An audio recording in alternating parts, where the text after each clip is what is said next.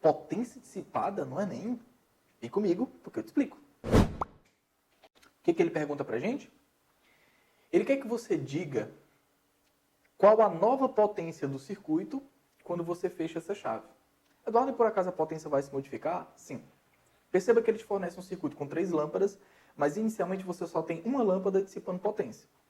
Por quê? Porque como a chave está inicialmente aberta, a corrente elétrica fornecida pela fonte de tensão aí, que é uma bateria, só vai passar por um dos resistores inicialmente, por uma das lâmpadas, fazendo com que apenas uma delas dissipe potência.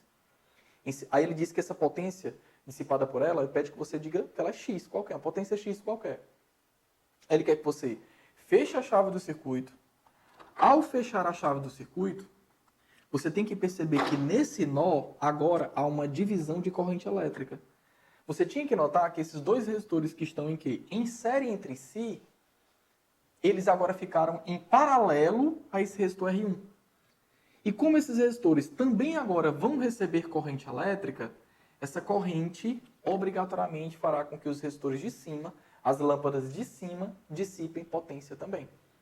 Você terá modificado a resistência equivalente do circuito, o que obrigatoriamente faz você perceber que o circuito dissipa uma nova potência. Ele quer essa nova potência do circuito em função da potência anterior. Então a gente vai ter que trabalhar com o antes e depois, com a chave aberta e com a chave fechada. Com a chave aberta, só há corrente elétrica no resistor de baixo. Então a potência dissipada tem que ser calculada apenas com ele. Então a potência dissipada eu vou calculá-la assim. P é igual ao quadrado da tensão pela resistência equivalente naquele momento, que é só R. Por que, Eduardo? E outra coisa, por que tem que ser essa fórmula? Por que eu não posso fazer o cálculo, Eduardo, da potência dissipada com R vezes E ao quadrado? Veja bem, eu até posso. O problema é que se a gente decidir utilizar R vezes E ao quadrado, eu vou ter que calcular a corrente elétrica com a chave aberta e calcular a corrente elétrica com a chave fechada.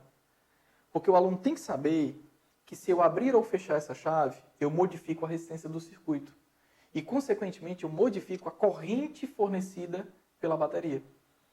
E essa modificação de corrente te obriga a calcular a resistência com a chave aberta, para poder usá-la, em R vezes E ao quadrado, e calcular a nova corrente elétrica com a chave fechada, para usá-la em R vezes E ao quadrado.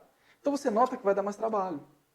É muito melhor você usar U ao quadrado sobre R, porque essa tensão, que é essa tensão produzida por essa fonte, ela se mantém constante à medida que você abre ou fecha a chave. Então a tensão não mudará em momento algum. Então você faz toda a questão em função apenas da resistência, o que torna tudo muito mais fácil. Show de bola? Eu vou então chamar essa potência dissipada, no primeiro momento, apenas pela resistência de baixo, apenas pela lâmpada de baixo, de X. Porque ele pede que você chame a potência dissipada apenas pela lâmpada de baixo de X. Então, X será o quadrado da tensão pela resistência. É o que a gente vai fazer agora? Fazer o que ele mandou, que é fechar a chave e calcular a nova potência do circuito todo, das 3 lâmpadas juntas. É o que você vai ter que fazer? Calcular a nova resistência equivalente do circuito. Você já notou que o ato de fechar a chave mantém essa associação agora em paralelo. 2 lâmpadas em série entre si, mas as duas estão em paralelo com R1. Então, vou chamar essas duas de 2R. E nós teremos então um paralelo de 2R com R. Eu vou calcular a nova resistência equivalente do circuito. Tá bom? Então essa resistência equivalente, ela vai ser igual a quanto? Um paralelo de 2R com R dividido por 2R mais R. Eduardo, foi o que você fez aí. Eu fiz o produto pela soma. Você faz o produto de 2 resistores pela soma deles, quando esses resistores, quando são apenas 2 e quando são de valores diferentes. Vamos lá. Qual o valor do resistor de cima? 2R. Qual o valor do resistor de baixo? R. Então eu estou considerando que são só 2. Um de valor 2R, outro de valor R. Isso vai fazer com que seja 2R vezes R dividido por 2R mais R, que é o produto pela soma, que nós chamamos. Aí essa resistência equivalente, ela é igual a 2R ao quadrado dividido por 3R, que vai dar justamente 2R sobre 3. Agora, de posse da nova resistência equivalente do circuito, a gente pode calcular a nova potência, que é a potência dissipada pelo novo circuito. Eu vou chamá-la de P'. Como é que a gente calcula? Essa potência tem que ser o quadrado da tensão, que é a mesma tensão, só que agora dividido pela nova resistência equivalente do circuito. E a nova resistência equivalente é 2R sobre 3. 2R sobre 3. A partir daí, isso vai ficar o produto aliás, o primeiro multiplicado pelo inverso do segundo.